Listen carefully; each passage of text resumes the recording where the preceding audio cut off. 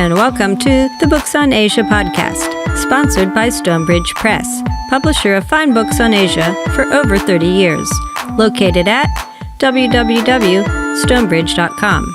And I'm your host, Amy Chavez. Today, I'm talking with Angus Waycott. He is an author and travel writer whose works have been published in the US, UK, Japan, and the Netherlands. He's been the voice of TV news broadcasts, commercials, and award-winning documentaries. He has voiced character parts in game software and anime productions, and he's worked as a copywriter, publisher, teacher, and translator. In 1991, Waycott took an 8-day walk around Sado Island off Niigata in northern Japan, and he wrote a book about it. So today, we're going to talk about this book called Sado, Island of Exile. Welcome, Angus. Thanks very much for inviting me. It is an absolute pleasure to talk to you. I have to tell you first how I found your book, Sado, Island of Exile. Well, I was doing some research on exile places in Japan because there are quite a few of them. Shikoku, for example, and the Oki Islands, and Sado was one of them. But your book came up right away, and it was an ebook, which I love because then I can have it right away. I don't have to send away for anything. And I started reading it, and I was like, "Wow, this is great!" You walked around Sado Island for 8 days, right? Camping and such? Correct, yeah. Yeah, and it was just so well written. And tell me, how did that come about? I first went to Sado in 1974 with my wife, and subsequently we had other little holidays there. And later on, when our children were young, we took them to Sado on holiday, and it became a kind of, it became a place that I got used to. And I was also interested in it because it has a very peculiar history because of the exile and the different kinds of people who went there. Its history is not like the other islands in the Japan Sea. And eventually, the time came when I thought it would be interesting to do a walk around it, not too far. I'm not like Alan Booth. I don't want to walk the whole country, but I could take a bit of time off work. And I went and did the walk and picked up information about the island as I went, sort of the things which you're confronted with day by day, places and people. And I wove into it a lot of the research that I'd collected by reading about Sado over the years. You certainly did do a lot of research for the book. It comes through. And what I really liked were your just the extras about the flora and the fauna. It wasn't all just scenery. You really knew the season and what was growing then and, what kind of birds were flying around. And that always makes a book much better. And you can really feel and imagine being there with the author then. You came across a lot of places and interesting things, but there was a lot of time too when you didn't really run into anything. Yeah. And the population was 50,000 at the time on the island? Maybe about that, yes. You would think you would have run into more people, but the fact that you didn't, I guess it is quite a big island. And it still added this atmosphere of, wow, there's not much here. Yeah.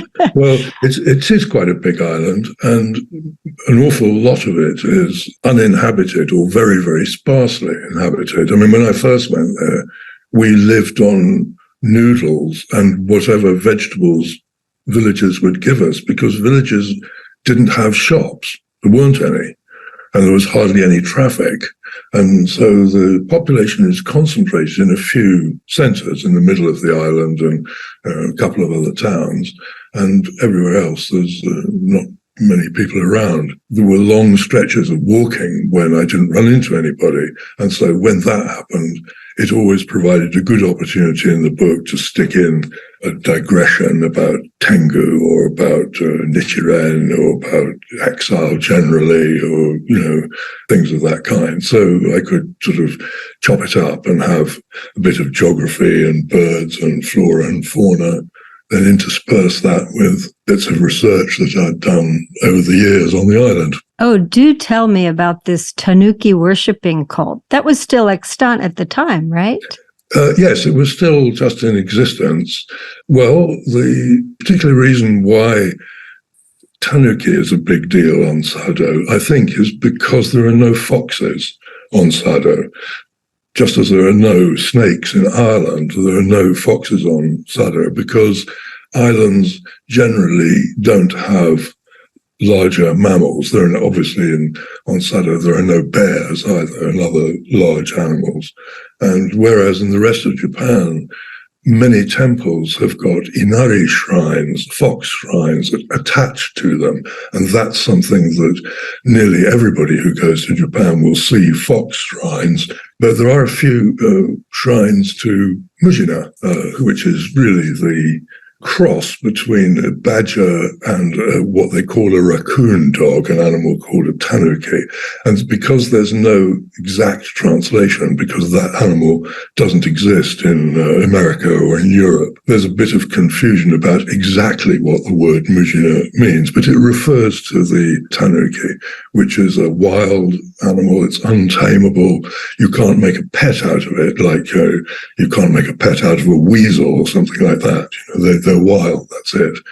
But the tanuki is omnivorous and curious, and it gets into people's homes and disturbs things. And it gained a reputation as being a shape changer and a sower of mischief and troublemaker. Problems were blamed on it, accidents were blamed on it, and it came to be seen as a creature in the huge constellation of yokai that they have in Japan, yokai being ghosts and little animals with magic powers or little creatures with magic powers.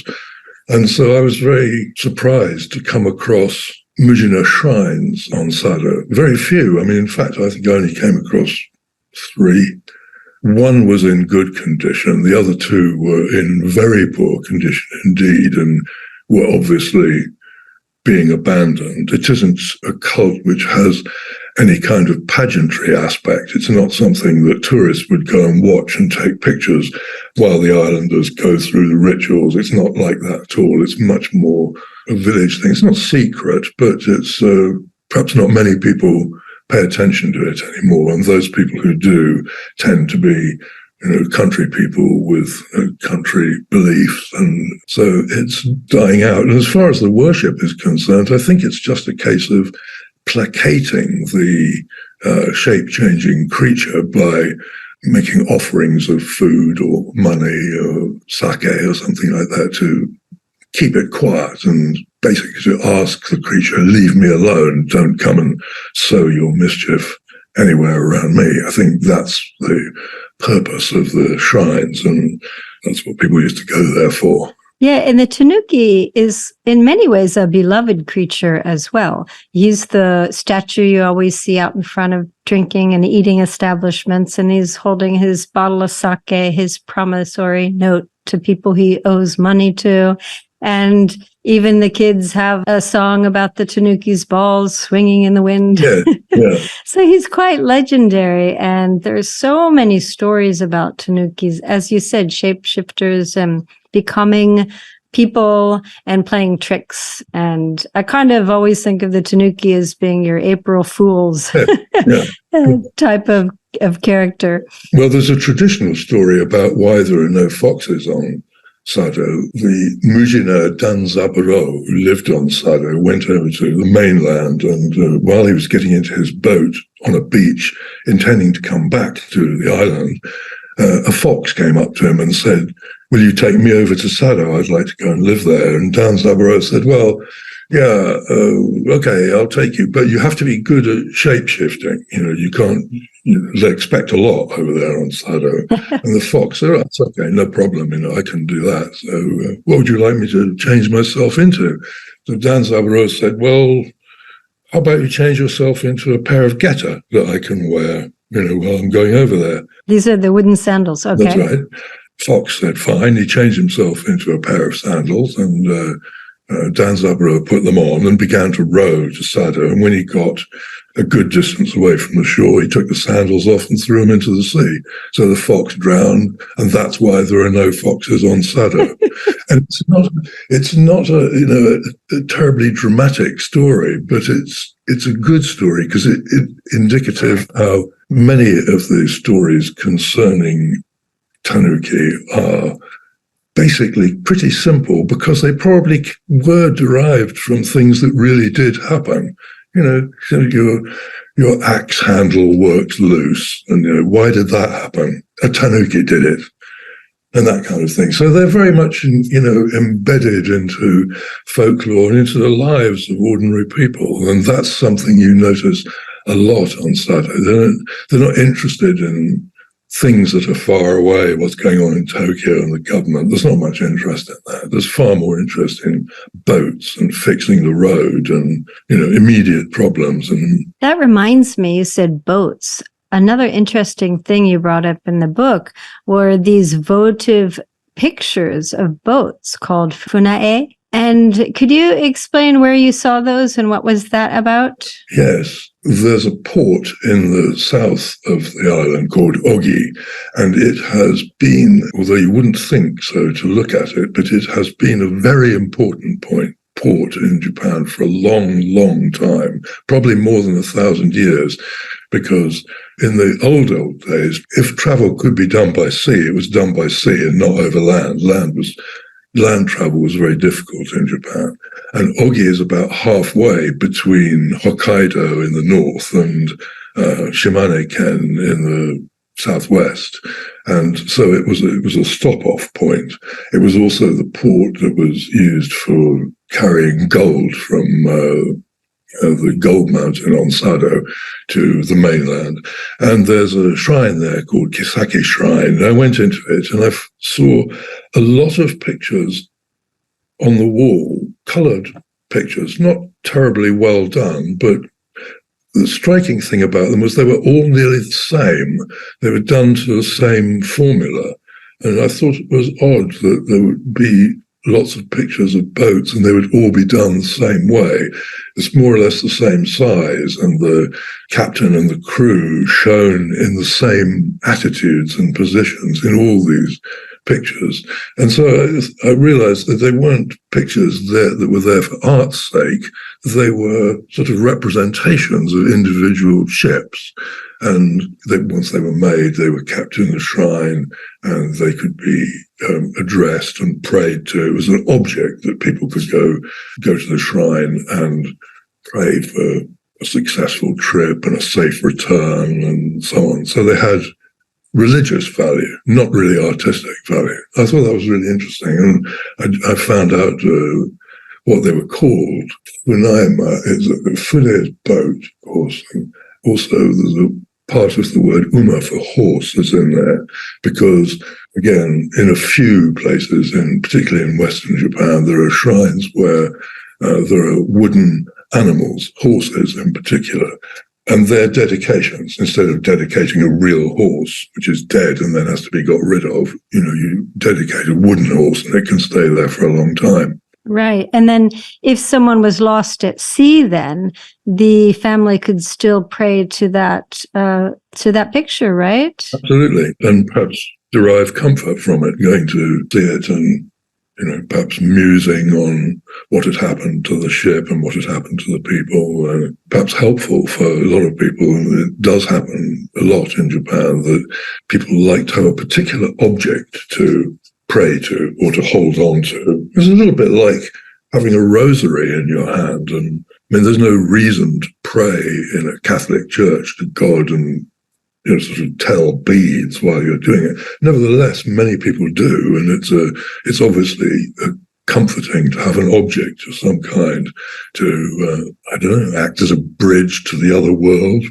Can you tell us a little bit about the exile? And there were several exiles to Sado. One I can think of was, Nichiren. It would be the priest, the Buddhist priest would be the most famous. Zeami also was there for a short while.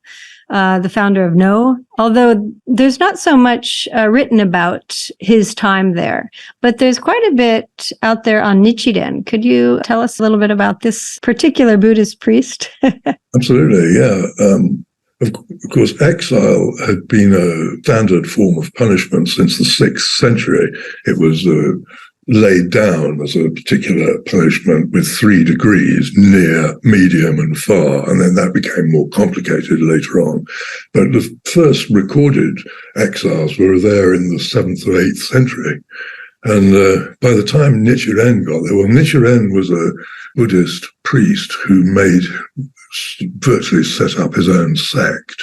And he was a very aggressive, combative man. And he made a habit of annoying the authorities, the political authorities and the authorities in other Buddhist sects by writing them aggressive, rude letters, scorning what they were doing and advising them to do something else. And this steadily annoyed people so much that eventually he was charged with treason and sent to Sado in exile. And he wasn't told how long he was going to be there because that was a juridical twist at the time. Japanese courts would sentence people to exile and they would decide the length of time that the person would be sent away, but that person wouldn't be told. So, it could be forever. Sometimes it was forever. Anyway, Nichiren was taken from Edo up to the coast of what's now Niigata. He was taken on a ship across to Sado. There was a storm, so they couldn't arrive at the port they were supposed to arrive at. They were blown further north to a place called Matsugasaki, and they then went over the mountains to a large cemetery in the middle of the island where some people were buried in the normal way, but people who had no relatives or were criminals or unwanted for some reason, their bodies were just thrown onto the ground there and they were just left to rot. And there was a miserable little hut there. And Nichiren and his companion were put in there. And for the first winter, things were very, very tough indeed. The conditions are unbelievable because it snows a good deal in Sado and there's a cold wind. It's very, very cold. However, he converted some guy who came by, for what purpose, I don't know. He converted him to the Nichiren way of looking at things. And this man and his wife would come in the night and bring food to Nichiren and his companion, because he was allowed a companion. And after the first year, he survived. And then this is not just true of Nichiren. I think it's true of a lot of other exiles too. He was allowed to improve his own situation by meeting people and talking to people, and he was invited to live at the home of a prosperous farmer, and he began painting mandalas and things of that kind, and just had to wait until he was told that he could come back to Kamakura. And in due course, the pardon arrived. I think there was political pressure behind it, and he was allowed to go back to Kamakura, which was where he was living. That was his second exile. Previously, he'd been exiled to Izu, which is much closer to Edo, as you know, but also a very rugged and rotten place to be exiled. But during this time, he was also converting everyone around him, wasn't he, to Nichiren? While he was on the island, many people were kind of afraid of him. He had a scary reputation, and they wanted to kill him. And a petition was set up and asked the local lord, a man called Honma Rokuzaimon, or something like that, to execute Nichiren. However, the government had sent orders that Nichiren was not to be killed. They could give him a rotten time, but they couldn't kill him.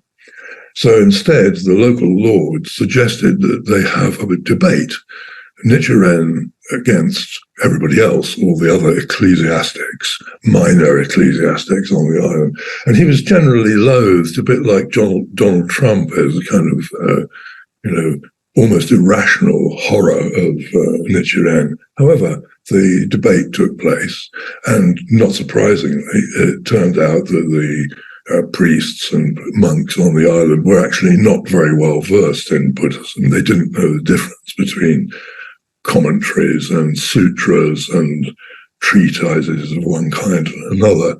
And Nichiren easily pointed out their errors and converted a lot of them. They turned to his way of thinking because he seemed to understand things much better. And that's a very typical story of him. I think he was a very powerful personality. Even now, he's not terribly well regarded in Japan because his sect is associated with aggressive right-wing political positions. And that may or may not be the case, and it may or may not be a good thing, but it's a bit rough to blame Nichiren for it. I think just as you take him just as a man, he's a very interesting figure. Are there still a lot of Nichiren temples on Sado Island? There are some. There's a big one called Komponji, which is right pretty much on the site of the big graveyard where he was first put.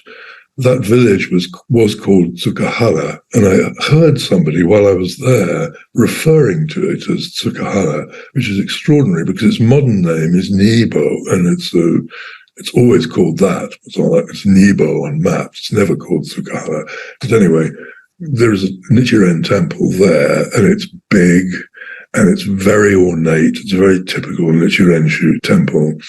It's very ornate. It's got a lot of gold and bright red, this and that, very colourful and a bit tasteless, to be honest. I mean, Japan's Buddhism tends to be, the temples tend to be a bit muted, the colour of weathered cedar wood. And this is one of the attractions of Buddhism in Japan, is the way they don't boast about it and bang on about it, and they tend not to have brightly coloured temples. But Nichiren-shu is different, and there are gardens there, very extravagantly planted with colourful flowers, and there are buses, and tourists come, and guides with white gloves tell them what's going on. And do people go there to watch No? Well, they used to. The reason why No is so popular is that when the gold mine was discovered in 1601, the island stopped being a nothing island somewhere out there in the Japan Sea and became mega important overnight.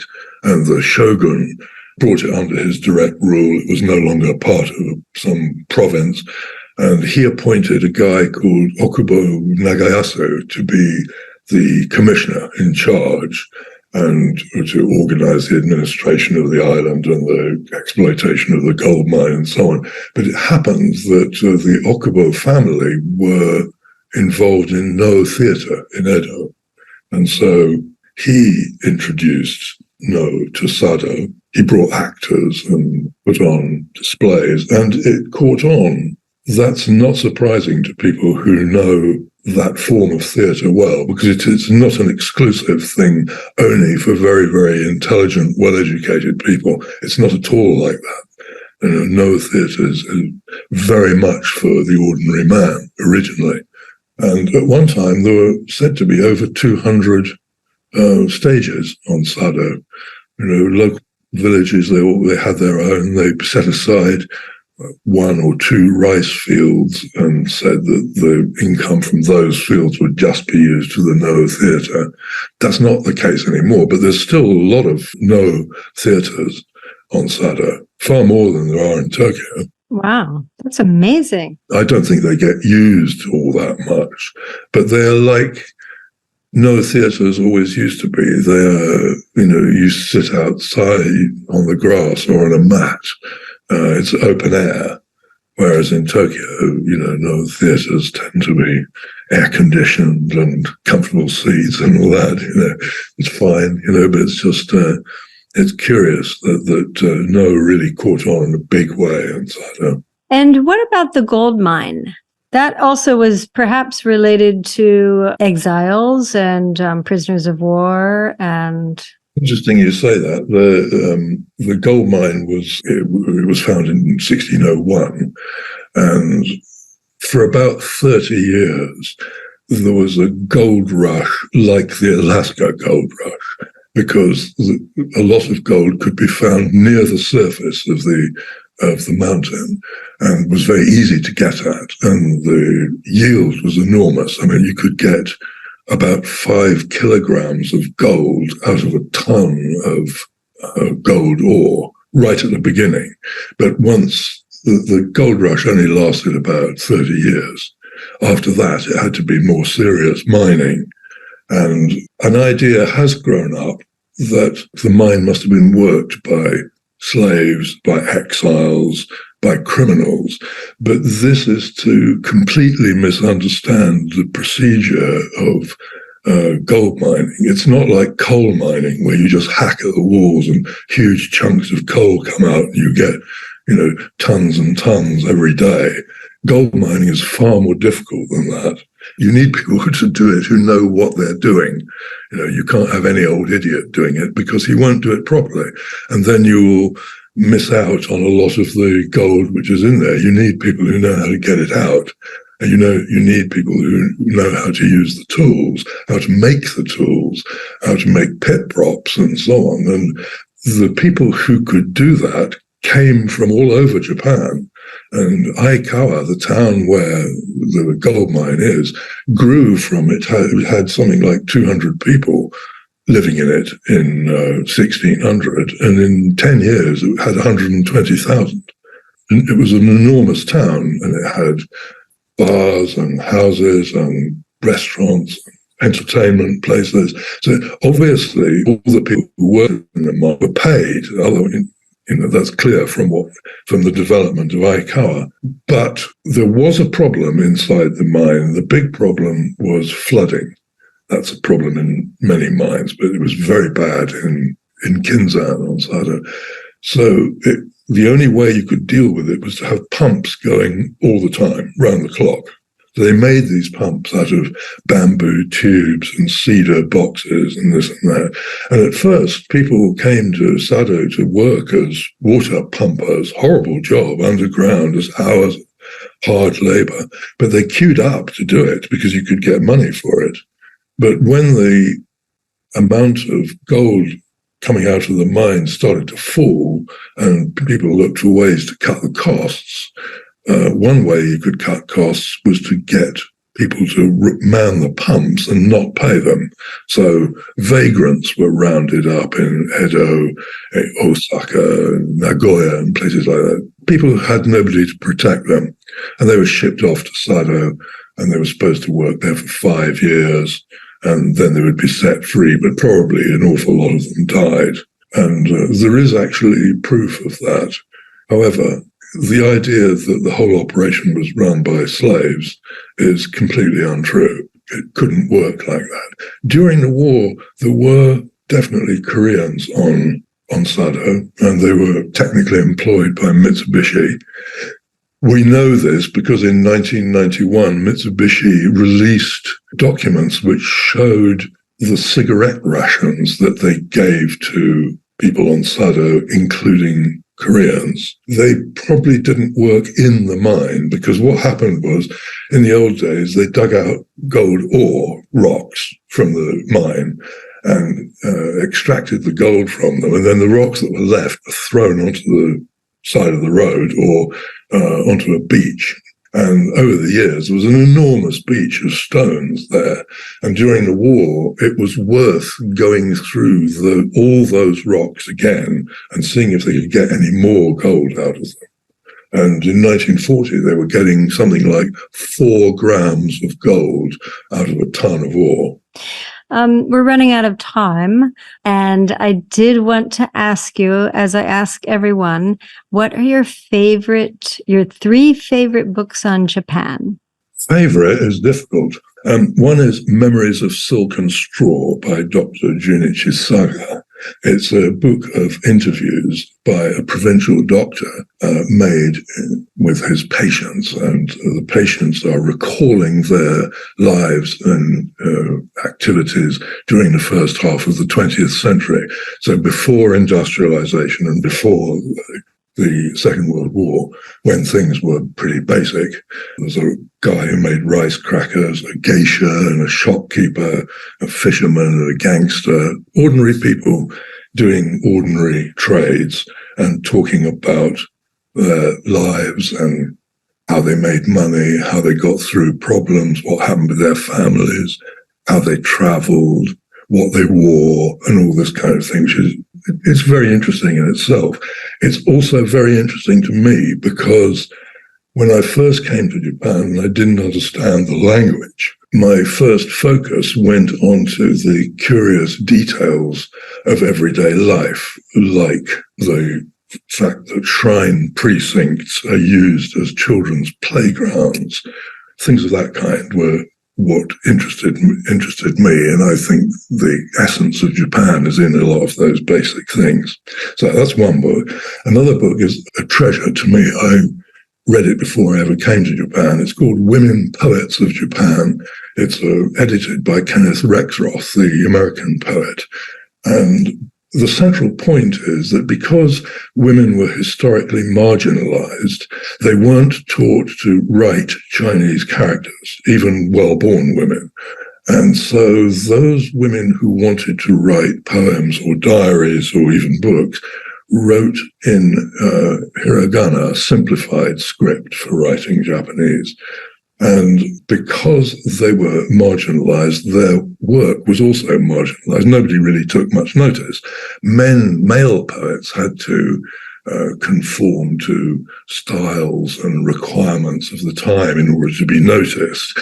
Women poets didn't have to, so their work was personal and without constraint, and they wrote about whatever they liked. They wrote about their love affairs and secret messages and their personal preoccupations. And in many cases, they were playful and irreverent and kind of, completely unrestricted. And I had previously had no idea. I always thought Japanese literature would be formal and unapproachable and difficult. But the way that women poets wrote was completely the opposite. It was almost modern. Even 1,000 years ago, there were women writing poems that could have been written yesterday. That was a huge revelation to me, and it brought me to realize that I could get into Japanese poetry and the kind of poets that I went on to like, with a kind of outlaw attitude like Ikkyu and Ryokan and Santoka, people like that. My third book is a book that I got recently. It's a book of paintings by Sengai, and it's called Sengai, the Zen of Ink and Paper. And it has this fabulous way of drawing funny, endearing little pictures that are almost like cartoons with a few very swift strokes of the brush. And he has this Zen thing that everybody talks about, that you can see properly when you stop trying to see, or, you can draw something accurately when you stop trying to get it right and just let it go. It's the best visual expression of those kind of Zen ideas that I've ever seen. He has a terrific genius for catching moments. There are pictures, like there's one picture of a guy who's roasting a potato on a fire, and suddenly a gust of wind comes and blows ashes and flames into the guy's face. And the picture is just that moment. Another one of a tiger with huge, scary eyes because a gust of wind has forced a bunch of bamboo to bend right over close to the tiger, and he's suddenly alarmed by what's happened. And you can see the momentary fear in his face. He just captures that moment. And it's a book that I look at over and over again. I think it's got that Zen vision that we're all supposed to be trying to get, and none of us can get it because we're all thinking about something else. That's what I like him.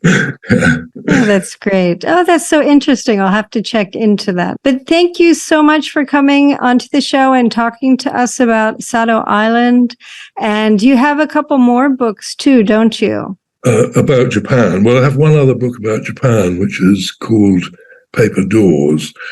That's about coming to Japan with a family and no job and finding a place to live and scratching around for work and putting the children into Japanese school when they've never been to, when they didn't speak any Japanese, and that kind of thing. It's very different. It's not a travel book. Those are the only two books about Japan that I've written. And then your other one is about England, right? And you walked also for that one. Yes, my most recent book is about a little valley near here, which has a little river running through it. And on the face of it, it couldn't be a more undistinguished and uninteresting place. But actually, when I got down and got in there, there are traces of history that go back 500,000 years. And there is an enormous amount of stories and history and characters and poets and buildings, and there's an extraordinary amount of stuff going on in this tiny little valley. It's about 9 miles long. You can walk it in a day. In a way, it proves a point that Buddhism has. Very small things can be as important and as meaningful as very big things. In the world of travel now, everybody wants to go to the Grand Canyon or the biggest waterfall in Brazil or whatever, and that's fine. I don't have any objection to that. My only feeling is that you don't need to do such massive, extravagant things in order to have a massive and extravagant experience in your life. Okay, well, thank you so much for joining me, and I hope to talk to you again in the near future, okay? Thanks very much, Amy. It was great to be on the podcast. Thank you. You've been listening to the Books on Asia podcast, produced and edited by Amy Chavez and Michael Palmer, logo by Alex Kerr, sponsored by Stonebridge Press, publisher of fine books on Asia for over 30 years. They can be found at www.stonebridge.com. And I'm your podcast host, Amy Chavez, author of Amy's Guide to Best Behavior in Japan and The Widow, the Priest, and the Octopus Hunter, Discovering a Lost Way of Life on a Secluded Japanese Island. For more interviews, book reviews, and other features, visit the Books on Asia website at booksonasia.net.